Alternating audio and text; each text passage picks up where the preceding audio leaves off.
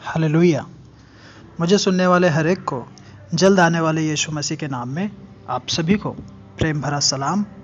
और मैं आशा करता हूँ आप सभी दिन प्रतिदिन यीशु मसीह की शरीयत में, उसके स्वभाव में लगातार आप बढ़ते जा रहे हैं। मेरे प्रिय, आज के मनन में आगे बढ़ने से पहले आइए हम प्रार्थना करें।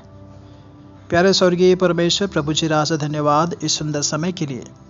यीशु मसीह राजा, हम तेरे नाम की तारीफ करते हैं, बढ़ाई करते हैं। तू ही आदर और महिमा के योग्य प्रभु है राजा। तेरे समान, तेरे जैसा और कोई भी नहीं प्रभु। प्यारे परमेश्वर, जब हम वचन के साथ कुछ समय बिताते हैं, मनन करते हैं, पवित्र आत्मा तू हम सभी का सारा नियंत्रण ले और वचन भेज के हम सभी के जीवन में तू अद्भुत काम कर रहा है। धन्यवाद प्रभु जी।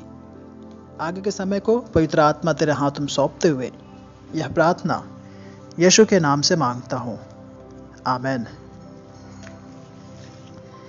मेरे प्रियो, आज हमने जो मनन का भाग लिया है वह याकूब की पत्री अध्याय 5 आयत 13 से लेकर 16 तक है।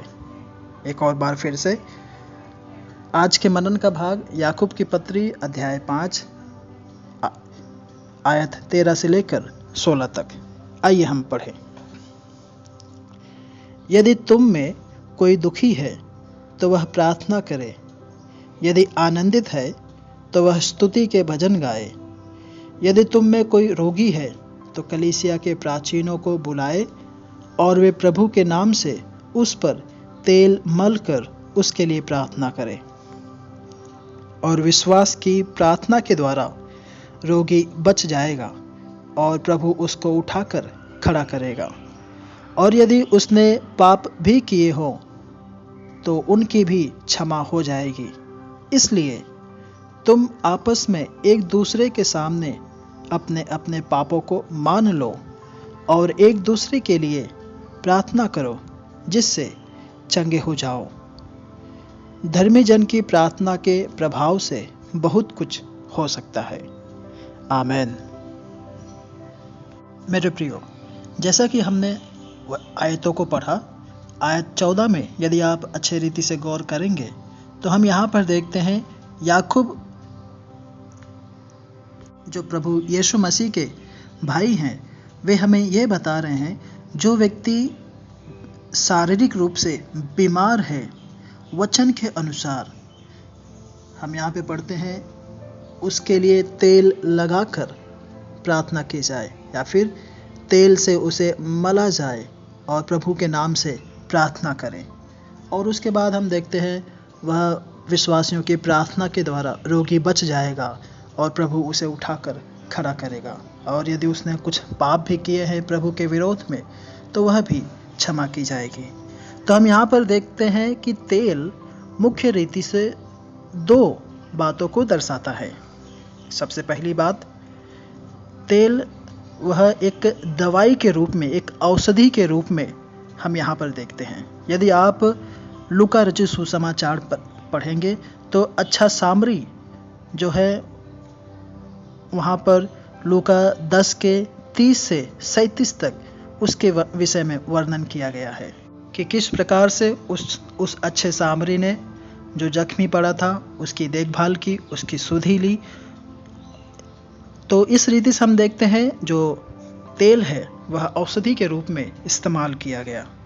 और जो दूसरा है वह यह है कि हमारी परमेश्वर की आत्मा के रूप में यह प्रदर्शित है। यदि आप पहला सामुएल अध्याय 16 आयत 1 से लेकर 13 तक आप पढ़ेंगे तो जब राजाओं का अभिषेक किया जाता था तब उस समय उनके अभिषेक के लिए तेल उनके ऊपर उंडेला जाता था। और यह तेल परमेश्वर की आत्मा का प्रतीक था कि परमेश्वर के द्वारा यह व्यक्ति नियुक्त किया गया। तो ऐसे में तेल मनुष्य के जीवन में बहुत ही महत्वपूर्ण भूमिका निभाती है, वह इस प्रकार से दवाई के भी रूप में और परमेश्वर की आत्मा के भी रूप में। तो ऐसी हालत में जो मसीही हैं, जो यीशु मसीह के कहलाते हैं, वे न केवल अपने आत्मिक जीवन पे ही ध्यान दें और सिर्फ ना केवल अपने शरीर पर भी, बल्कि उन्हें दोनों के ऊपर ध्यान देना है। क्यों? क्योंकि परमेश्वर इन दोनों के ऊपर सामर्थी है। कहने का तात्पर्य यह है कि परमेश्वर इन दोनों के ऊपर नियंत्रण रखते हैं। हमें न केवल आत्मा से बल्कि शरीर से भी परमेश्वर के नाम की महिमा करना है। ऐसे ही यदि आप आयत 14 और 15 को अच्छे से पढ़ेंगे तो यहाँ पर हम देखते हैं कि कलीसिया को कुछ जिम्मेदारियाँ या फिर कुछ भूमिकाएं निभाने के लिए प्रभु ने रखा है। तो इस कारण से कलीसिया का कोई भी व्यक्ति अकेला नहीं है, परंतु हम जो यीशु मसीह के अंग हैं विभिन्न, जो एक दूसरे से जुड़े हुए हैं, यह हमारा कर्तव्य बनता है कि हम एक दूसरे को प्रार्थना के जरिए और मदद के जरिए जिस रीति से भी हो सकता है उसे हम थाम कर रखें। खास करके उस हालत में जब वह व्यक्ति बीमार है और कई पीड़ाओं से, कई समस्याओं से वह गुजर रहा है। तो ऐसे में जो कलीसिया के प्राचीन हैं, जो अगुवे हैं, उन्हें जो बीमारी में है, जो संकट में है, परेशानी में है, यदि वे फ़ोन करें या फिर कुछ कॉल करे, बुलाए, तो उनका जवाब देना और उसके प्रति कुछ कार्यों को करना उनका कर्तव्य बनता है। और ऐसे ही जो कलीसिया है, कलीसिया के लोग हैं, उनके हर एक ज़रूरत के प्रति कलीसिया को बहुत ही जिम्मेदारी के साथ उनका ख्याल रखना अवश्य है, ताकि कलीसिया के किसी भी व्यक्ति को किसी भी एरिया में, विभाग में कोई भी कमी घटी ना हो। इसलिए परमेश्वर ने कलीसिया को कई अगुवे, लीडर्स, प्राचीन इसलिए दिए हैं ताकि वे अपने दुख और संकट के अवस्था में उन्हें याद कर सके, बुला सके और परमेश्वर से प्रार्थना करवा सके। जिस प्रकार से एक अंग दूसरे अंग का ख्याल रखता है, ठीक ऐसे ही इसी प्रकार से आस्था में की गई प्रार्थना बीमार व्यक्ति के विश्वास का नहीं, बल्कि प्रार्थना करने वाले व्यक्ति के लोगों के विश्वास को दिखाती है, जो बीमार व्यक्ति के लिए प्रार्थना करने के लिए आए हैं। तब जब मंडली मिलकर प्रार्थना करती है तो परमेश्वर उनकी प्रार्थनाओं को सुनते हैं और उस बीमार व्यक्ति को चंगा करते हैं। जैसा कि हम सभी जानते हैं कि सभी प्रार्थनाएं वह परमेश्वर के अधीन है, परंतु प्रार्थना परमेश्वर को या फिर हमारी प्रार्थना परमेश्वर के द्वारा उस व्यक्ति को चंगा करने का एक जरिया बनता है, एक कारण बनता है। तो हमें अवश्य बीमारों के लिए प्रार्थना करना है, खास करके उनके लिए जो कलीसिया के सदस्य हैं, बीमारी की अवस्था में है। जब कभी भी हम मिले उनके लिए अवश्य प्रार्थना करें और आपकी एक प्रार्थना उस व्यक्ति के जीवन में चंगाई लाने का कारण बन सकती है, जरिया बन सकता है। ऐसे ही यदि आप 16 आयत पढ़ेंगे तो मेरे प्रियो, उस आयत के अनुसार हर एक व्यक्ति परमेश्वर के पास यीशु मसीह के जरिए अकेले जा सकता है और वह माफ़ी मांग सकता है, उसके हर एक गुनाहों का पश्चाताप कर सकता है और परमेश्वर अवश्य उसे माफ़ करेंगे। परंतु जैसा कि हम सभी जानते हैं, हर कोई परमेश्वर से या फिर खुदा से माफ़ी मांगना चाहता है, परंतु जिसके साथ उन्होंने गलत काम किया, व्यवहार किया, उस व्यक्ति के साथ लोग माफ़ी नहीं मांगते। कहने का मतलब परमेश्वर के साथ उनका रिश्ता वे अच्छा कर लेते हैं, परंतु मनुष्यों के साथ वे अपना रिश्ता ठीक नहीं कर पाते। तो कलीसिया के सदस्य होने के कारण व्यक्ति को अपने पापों की क्षमा के लिए, सुधार के लिए उस व्यक्ति के पास जिसके साथ उसने गलत व्यवहार किया है, उससे जाके माफ़ी मांगना अवश्य है। इसीलिए आयत में इस प्रकार से कहता है, इसलिए तुम आपस में एक दूसरे के सामने अपने अपने पापों को मान लो। तो मेरे प्रियो, जब हम आपस में एक दूसरे के संग साथ हम बहुत ही पारदर्शी हो जाते हैं, निष्कलंक हो जाते हैं, साफ सुथरे हो जाते हैं, तब मेरे प्रियो वहाँ पर परमेश्वर को कार्य करने का मौका मिलता है, या फिर वहाँ पर परमेश्वर अपना जलवा दिखा सकते हैं। अब क्षमा मांगने के कई रीतियाँ हैं, कई प्रकार हैं कलीसिया में। आइए हम देखेंगे। सबसे पहला है, यदि हमने किसी व्यक्ति के साथ पर्सनल या फिर अकेले में हमने एक व्यक्ति से दूसरे व्यक्ति के साथ गलत व्यवहार किया है अकेले में, तो हमें उस व्यक्ति के साथ ज़रूर माफ़ी मांगना है ताकि वह हमें माफ़ करे और हम पाक साफ हो जाएं। और यदि हमारे पाप हमारे कारण उसका असर कलीसिया को हुआ है, चर्च को हुआ है, तो उस व्यक्ति को जरूर है चर्च के हर एक व्यक्ति के सामने सामूहिक रूप से उसे क्षमा मांगना जरूरी है। और तीसरी बात, यदि आप कलीसिया के लोगों का प्यार, उनका आदर दुलार सम्मान पाना चाहते हैं, तो आपको जो आप पाप से होकर गुजर रहे हैं, उस पाप के विषय में लोगों से आपको बताना होगा, उनके सम्मुख कबूल करना होगा। तो ऐसे में जो कलीसिया के अगुवे बुद्धि रखते हैं, वे आपको ज़रूर उन बातों में सपोर्ट करेंगे, आपको थामेंगे और आपकी हर एक पाप से आपको बाहर आने में मदद करेंगे।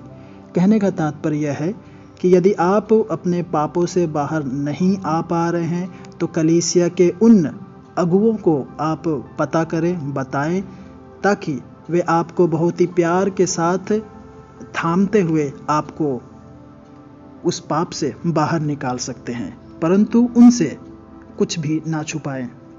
इसके लिए आपको ज़रूरी है आप यह अच्छे से जानें कि कलीसिया के लिए कौन प्रत्यक्ष रूप में खड़ा है और कौन है जो आपकी हर एक बातों को सिर्फ आप तक ही सीमित रखेगा। चौथी बात, यदि उस व्यक्ति को या फिर कलीसिया को संदेह हो कि यह व्यक्ति ने ठीक से या फिर परमेश्वर से पाप क्षमा नहीं मांगा है और परमेश्वर ने उस व्यक्ति को परमेश्वर के क्षमा के विषय में कुछ संदेह हो, तो वह व्यक्ति कलीसिया के हर एक विश्वासियों के सामने जाके क्षमा मांग सकता है, ताकि परमेश्वर के ऊपर संदेह करने के कारण जो उसने यह गुनाह किया है वह कलीसिया के लोगों के सम्मुख प्रस्तुत रखे और परमेश्वर अवश्य उसे क्षमा करे। वह इसलिए क्योंकि पहला पत्रस अध्याय 2 आयत 9 के अनुसार परमेश्वर के राज्य में परमेश्वर ने हर एक विश्वासियों को याजक ठहराया है, हर एक विश्वासियों को दूसरे विश्वासियों के प्रति एक याजक ठहराया है। तो वे अपने पापों को, अपने बातों को दूसरे विश्वासियों के सम्मुख रख सकते हैं। यदि आप आयत 16 पढ़ेंगे तो आप ऐसा देखेंगे, वहाँ पर मसीही लोगों को, यीशु मसीह के लोगों को परमेश्वर ने सबसे सामर्थ्यशाली हथियार दिया है। वह यह कि परमेश्वर से वे प्रार्थना में बातचीत करें या फिर परमेश्वर के साथ वे समय बिताएं प्रार्थना में। और इसका परिणाम कई बार हम जो सोचते हैं उससे भी कई गुना बेहतर होता है, बहुत ही अनोखा होता है। जब आप परमेश्वर के सम्मुख बैठकर उससे विनती करते हैं, परमेश्वर बहुत ही अनोखे रीति से उसका जवाब देते हैं। परंतु कई व्यक्ति इस प्रकार से हैं, वे प्रार्थना को सबसे आखिरी में मौका देते हैं, जब वे हर एक चीज़ों से, हर एक कामों को करके वे थक जाते हैं, तब वे आखिरी में आकर प्रार्थना करवाते हैं या फिर प्रार्थना के पास परमेश्वर के सम्मुख घुटना टेकते हैं। और ऐसी सोच रखने वाले वह पिछड़े समाज के लोग हैं या फिर उनकी सोच बहुत ही छोटी सोच है, परंतु हमें प्रार्थना को सबसे पहला स्थान देना है, पहला दर्जा देना है। क्यों? वह इसलिए क्योंकि परमेश्वर से जब आप प्रार्थना करते हो तो आपका सामर्थ्य वह थोड़ा ही है, आप थोड़ा ही कुछ कर सकते हैं। परंतु जब आप प्रार्थना करते हो तो परमेश्वर जो अनंत है उसकी सामर्थ्य वह बहुत ही अनोखा है और वह अपना कार्य हमारे जीवन में प्रकट करता है और हम उसके कामों को अपने जीवन के द्वारा देख सकते हैं। तो मेरे प्रियो, मैं आप सभी से अनुरोध करूंगा कि आप सभी परमेश्वर से के पास सबसे पहले जाएं, आपकी हर एक समस्याओं को रखें। क्यों? क्योंकि परमेश्वर को आपका ख्याल है और परमेश्वर कुछ भी कर सकता है। यीशु मसीह कुछ भी कर सकते हैं। तो होने पाए हमारी हर एक उम्मीद, हर एक निवेदन उस परमेश्वर के चरणों में हम रखें। फिर जब आप ऐसा करेंगे परमेश्वर अद्भुत काम करेंगे। इसी प्रकार से यदि आप फिलिपियों की पत्री उसका 4 अध्याय और आयत 6 से आप आगे पढ़ेंगे तो ऐसा लिखा है, किसी भी बात की चिंता मत करो, परंतु हर एक बात में तुम्हारे निवेदन, प्रार्थना और विनती के द्वारा धन्यवाद के साथ परमेश्वर के सम्मुख उपस्थित किए जाए। तब परमेश्वर की शांति जो सारी समझ से परे है तुम्हारे हृदय और तुम्हारे विचारों को मसीह यीशु में सुरक्षित रखेगी। तो मेरे प्रियो, यदि आप हर एक रीति से सुरक्षित रहना चाहते हैं, संभल कर रहना चाहते हैं, तो आपके हर एक निवेदन, आपकी हर एक चिंताएं, आपकी हर एक प्रार्थना, सब कुछ आप धन्यवाद करते हुए परमेश्वर के चरणों में डाल दें। फिर जब आप डाल देते हैं तो आप पुनः उन बातों पर विचार ना करें। जब आपने एक बार परमेश्वर पर सौंप दिया है तब परमेश्वर का जिम्मा है आपकी हर एक बातों को पूरा करना, उसका उत्तर देना। प्रभु आप सभी को इन वचनों के साथ आशीषित करे, अनुग्रहित करे। आमीन।